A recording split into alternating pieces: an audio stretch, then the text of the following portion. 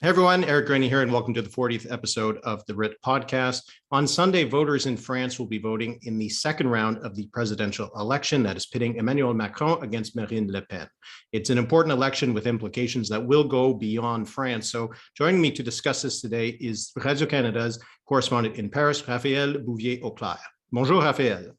Bonjour, Eric. So before we get into the details of the election, you've covered elections here in Canada, you've covered elections in the United States. How does it feel, a French election compared to Canada? What is something that would surprise people if they were suddenly dropped into the middle of a French election campaign? Well, there's a few things, Eric. First of all, there's a lot of political parties. I mean, we have quite few parties in Canada, especially if you compare it to the US. But here in France, so you had 12 candidates that were running for the first round of the election.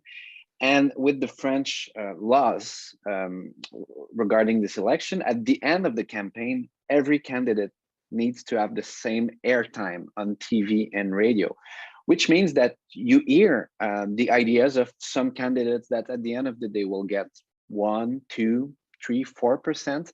And that's quite different from what we see in Canada or in the US, where what you hear is mostly the candidates of the main party, the main contenders that will finish in first or second position.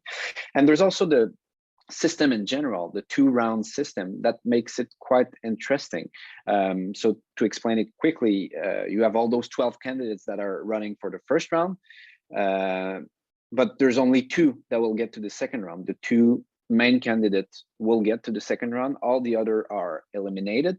And in the meantime, between the first and second round, you have a 2 weeks period in which you have a lot of strategy going on and a lot of change in the political discourse of the two main candidates, because they try to convince voters from other parties, voters who supported other candidates, to rally them. And that's quite interesting also, because you're going to see an evolution at the end of the campaign in the ideas and the proposition. And that's not something we necessarily see in other political systems. Yeah, because only a little bit more than 50%, I think, of French voters backed either Macron or Le Pen. And now there's the other half that they need to convince to come over to their side in just this 2 weeks. Yeah, Macron got a little bit less than 28%. Marine Le Pen was around 24%. So they have to convince all those other people that didn't necessarily agree with what they were proposing for the future of France.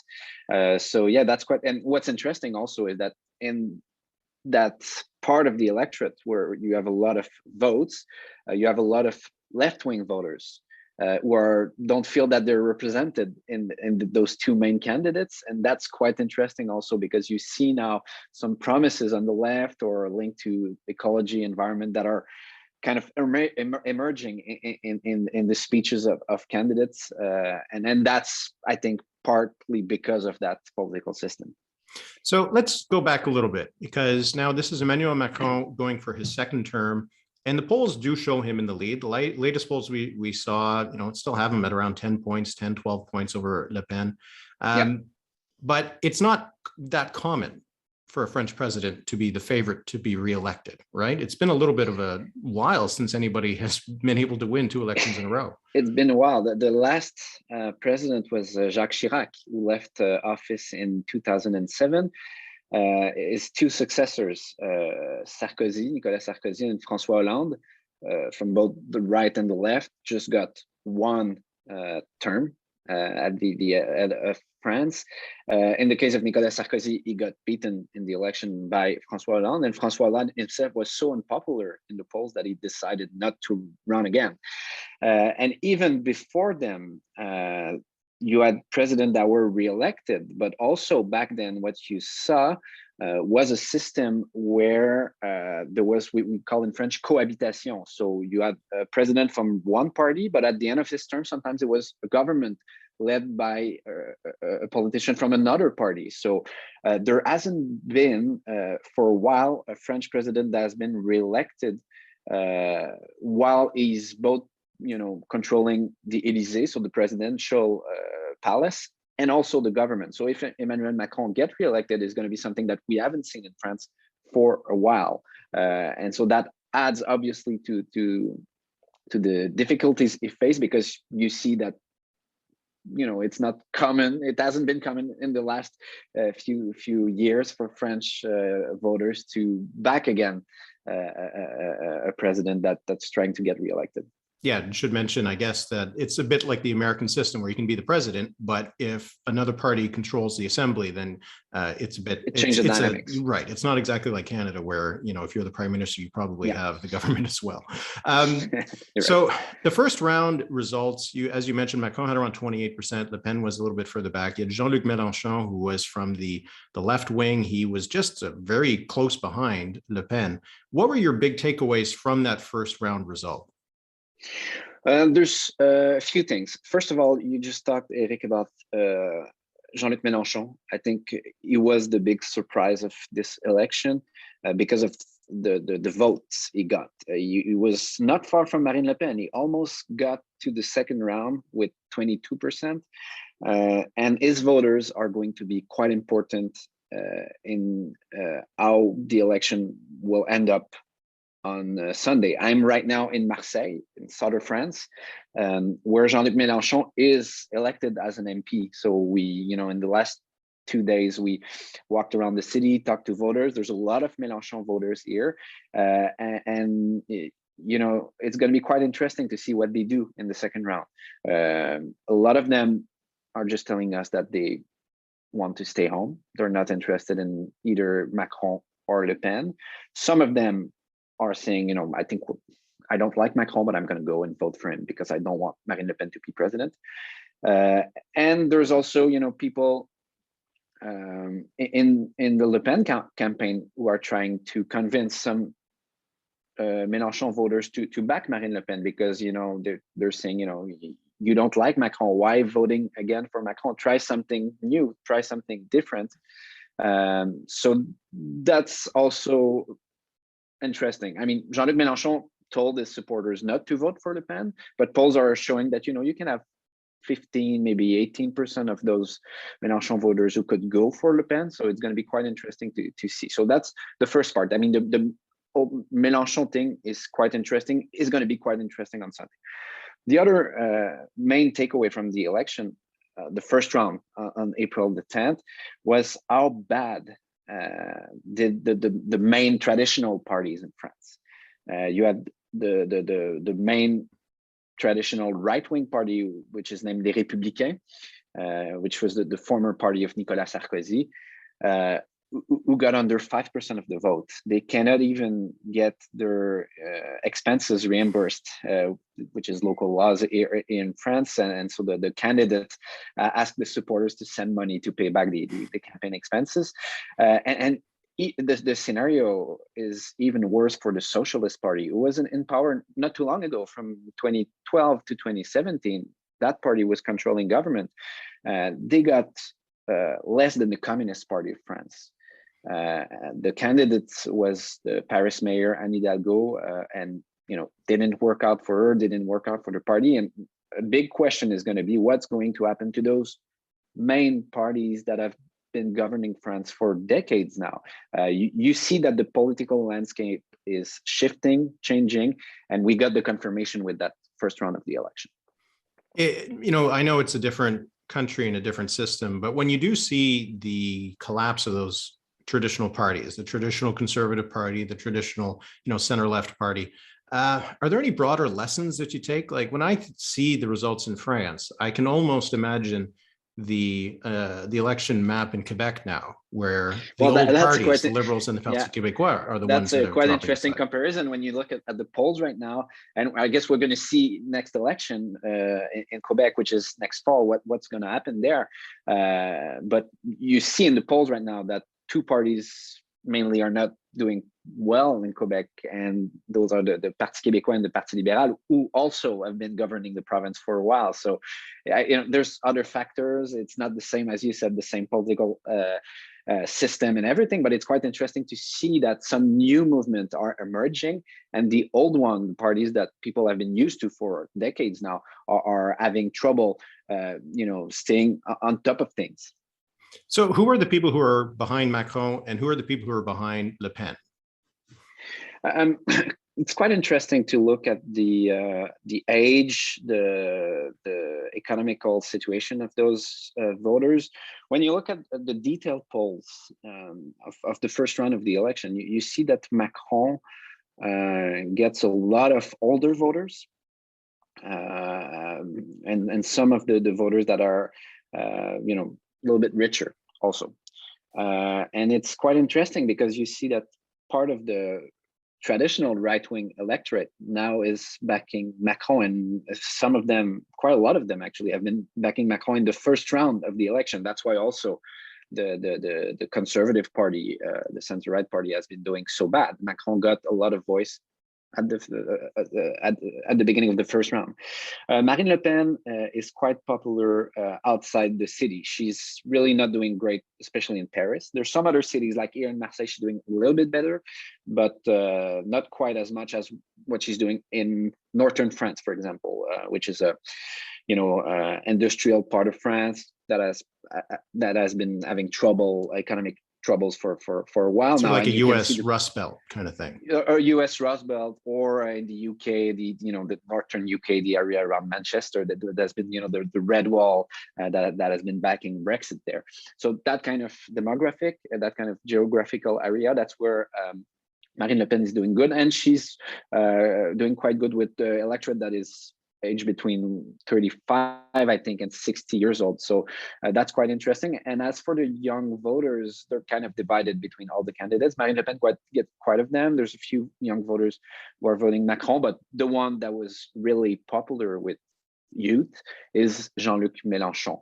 And that's why we're wondering what a lot of young voters will do for the second round of the election. And what they can do also is stay home, which is also a big risk, and that could have a big impact on the issue of the results of the election. So we mentioned earlier the second round poll suggests that Macron was still up by 10, 12 points, something like that, but he won by about 30 points back in 2017. Yeah, it was around 66%. So what's behind that? Why is Le Pen doing better and Macron doing worse than last time? There's a few things. First of all, Emmanuel Macron was a kind of outsider last time, obviously. He was minister in the socialist government, minister of the economy, but he created his new center party. So he was seen as an outsider. A lot of voters were saying, why not trying that person? So he got voters from the right, voters from the left. But now Emmanuel Macron has been president for 5 years. He has a record to defend. So you're not in the same situation, and it has been 5 years with a few crises. Obviously, now you have the war in Ukraine, in which Emmanuel Macron has been quite involved, talking to Vladimir Putin and to Volodymyr Zelensky. There's been the COVID. Like everybody else, France has been quite affected, and some social unrest, like the movement of les Gilets jaunes. You probably remember those scenes, people that were quite angry regarding especially cost of living, which is still an issue in France right now.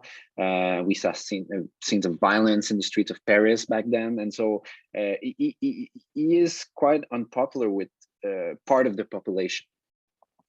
Some voters from the far right, some voters from the far left also don't like Emmanuel Macron. So obviously there's some people, and you hear that when you talk to people, some people who are saying, I voted for him last time. I'm not happy with what he did. Maybe he was a little bit too right to the center for me if I'm a left-wing voters, let's say. And that's why some people are saying, I won't vote for him again. Marine Le Pen, on the other hand, changed quite a lot of her strategy. Obviously, she's still, leading the Rassemblement National, a party that changed name in the last few years. It was known as the Front National, a party that was founded by her father, quite controversial, obviously far-right party.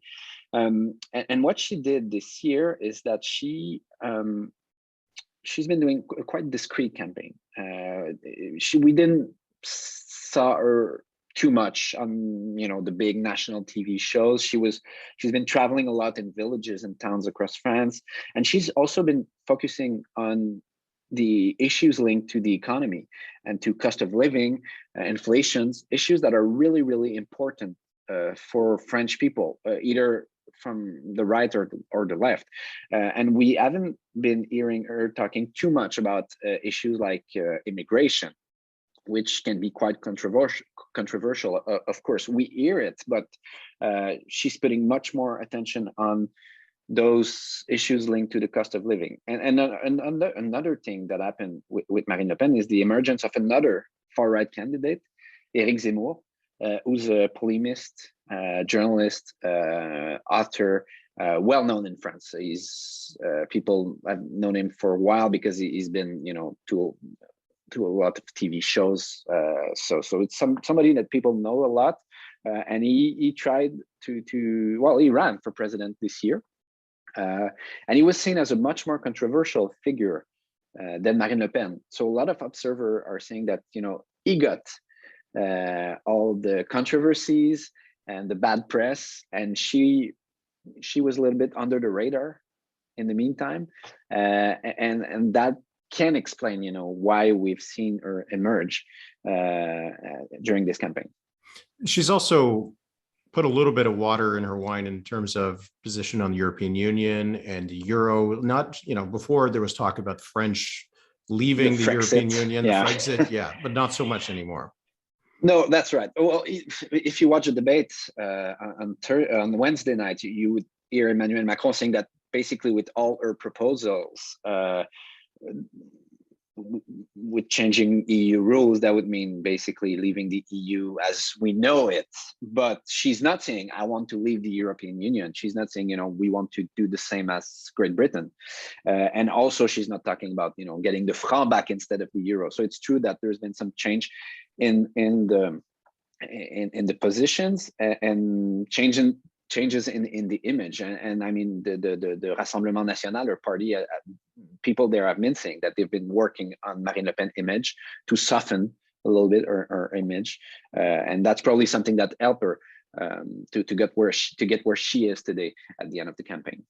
So you mentioned the debate on Wednesday. First of all, what was your impression of the debate? It's a very different one. If people didn't see any of the clips, it's one-on-one. They're both sitting down, and it was 3 hours, facing lots of discussion. Yes, facing each other, which I really enjoyed because they had to interact. What was your takeaway from the debate? I think it was a really interesting debate for the French electorate because, as you said, Eric, it was supposed to be 2.5 hours. It was 3 hours. They got into details on a lot of issues, especially important issues for French people, the economy, European Union, the war in Ukraine.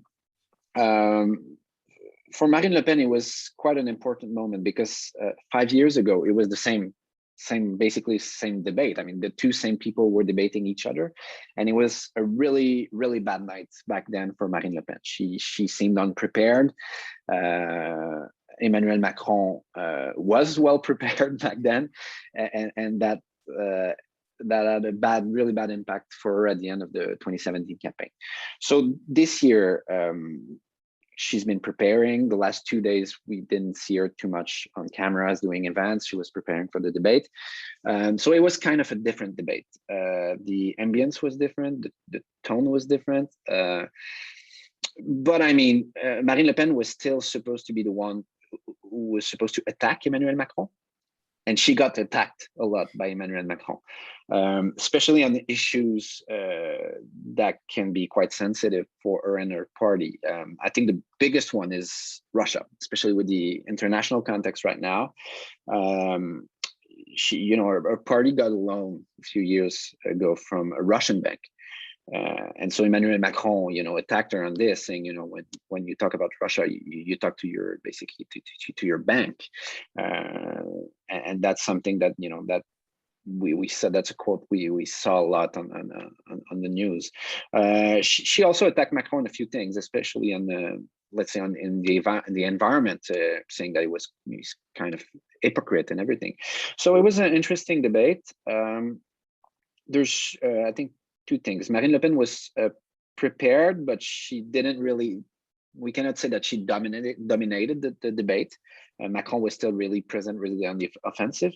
Emmanuel Macron, on the other end, a lot of people notice, a lot of observers notice that he was kind of, especially at the beginning of the debate, kind of arrogant in his attitude.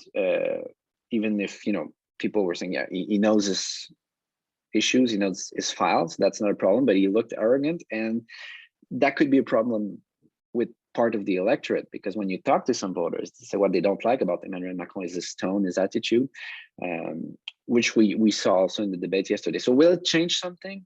Not sure that it's going to be a big issue, especially at the end like that. But I think for people who wanted to learn a little bit more about the issues, what both candidates were proposing, it was kind of interesting. And even both of them at the end of the debate, when they were debating about immigration, they both agree. We have two different visions, and people can see where we are on this issue. So I think it was kind of good for the voters and the electorate. What will it mean for non-French people, for everybody else, for elsewhere in Europe, especially here in Canada, if it's Macron or Le Pen? What broader impacts will it have? I think it's the role of France in the world. They don't see things the same way, and they don't hide it. Emmanuel Macron is a big fan of the European Union. France right now is leading the EU Council, and he talks a lot about the EU, how Europe can be stronger, especially on issues like defense. Marine Le Pen, she doesn't want to leave the EU, so that's different from before, but she doesn't see the EU as something that should be central in French politics and policies. She's a big fan of strong nations inside the European Union, and she's been allied, for example, of Viktor Orban, who's the prime minister of Hungary, who is having trouble and a difficult relationship with Brussels. So if Marine Le Pen gets elected, it's going to change things on the European level. It's going to change the dynamics inside the European Union. And it can have an impact also on other files, other issues, such as the war in the Ukraine. We talked about this earlier, but Marine Le Pen, between the two rounds, did a big press conference about how she sees, the role of France in the world, and she said that once the war is done, once the war is over, she's going to be pushing, if she's elected, for a better relation between Russia and NATO, which is not something we hear from Emmanuel Macron right now, even if he tried to talk to Vladimir Putin quite a lot during the last few months. So there's big shift, I think, on the international level, especially European, but it could have an impact on the international level. I mean, France is still an important country. It's still leading the EU with Germany. It's still a country that has a seat at the UN Security Council. So foreign policy decision in France can have an impact for everybody, especially us. I mean, for Canada, there was a line yesterday from Marine Le Pen that she didn't like. Was it Canadian chicken or beef? Beef. It was Brazilian chicken and Canadian beef. Yeah. She's not been a fan of CETA, the trading agreement between France and the European Union. So having a president like that could have impact on trading relationship, or so it can be quite impactful. So that's an important election, and it's going to be quite interesting to watch. And obviously there could be a lot of impact for the French national policy and the French national landscape. If Macron is reelected, he's pushing for the retirement age to be level up at 65 years old, which is quite controversial here. It can be strange for Canadians or other people, but here it's a big issue. He tried it in the past, didn't work out. So, will we see other big protests? The environment can be quite tense in France on social issues like that. So can have a big impact here, obviously. But I mean, for Canadian listeners and people in the other parts of the world, I think it's mostly on international and European files that we're going to see the impact of the results of this election. I would just finish on this because I remember when Macron was elected, Justin Trudeau had been elected in 2015. Then there was Donald Trump winning in 2016, and then Emmanuel Macron in 2017. It seemed like it was Macron and Trudeau who were more of these progressive, small L liberal kind of bulwarks against, populism rising in the United States and other places. 5 years later, how do we think back to, when Macron came and what that signified? Well, it was a change for sure, because, as we were talking about the French, traditional parties didn't win the presidency. So it was something that people haven't seen for a while, centrist president arriving here. On the international level, it's true that Macron has been allied with Trudeau on some issues, like the fighting the US tariffs. Let's say, I remember when before the G7, I think, in Canada, Macron came to Ottawa first and did a press conference with Trudeau, and they were saying, we're going to work together on this. So we saw them working on a few things, defending multilateralism, which was quite important for them. But Macron is also somebody who has been trying to work with everybody. You saw him with Trump, even if he's been saying lines like, make our planet great again after Trump left the Paris Agreement. He's been also trying to develop a good relationship with Trump. We saw him inviting Trump in Paris for the national holiday, le jour de la Bastille, on July 14th. So, we saw him kind of try to develop a relationship with other people that don't necessarily think like him. He was one of the few European leaders who went to Moscow before the war to meet with Vladimir Putin. Is still talking to him. So he's kind of an interesting creature on the international level, where, of course, he's a big defender of multilateralism, the European Union. That's quite clear, but he's also trying to work with other people. So I don't know how I would describe him on that level, but yeah. Well, the election is going to be on Sunday. The results will be known. The way that they count the results in France is a bit different from here. They do a sort of a sampling of different results. Yeah, and the results come out around Eastern time, somewhere in the mid-afternoon. Is that right? Yeah, it's going to be 2 p.m. Eastern times. It's 8 p.m. here, and it's quite funny because when you're used to covering Canadian elections, you have to wait for every riding to have a good idea of who's going to get the majority, if they get a majority. If you cover U.S. election, then it can be longer. I covered the 2020 election; it lasted for a week. Here in France, it's at 8 p.m. They do a 5, 4, 3, 2, 1. Now it's 8 p.m. You get the face of the winner arriving on your screen, and that's it. And I don't know in the detail how they work with the sampling and everything, but if you look at the past result, it's quite good actually. They're not too far from the actual result. It's going to change, a little bit, but they're quite close to the actual result of the election. So it's quite interesting to see. You don't have a lot of tension in the air for hours. It's a quick moment, but after that, you can do a lot of analysis and get a lot of reaction. So it's a different way to cover elections. Yeah, well, it'll be really interesting to see the results. And Raphaël, really appreciate you coming on to explain it all to us today. Pleasure, Eric. Thanks. Thanks again to Raphaël for that discussion. And if you like this video and this YouTube channel, I hope that you'll subscribe to it. And I hope that you'll also check out the brief history of elections in Ontario that I posted earlier this week. It's less than 12 minutes, and it takes you from 1867 all the way to 2018, just in time for the provincial election that's kicking off just in a little over a week.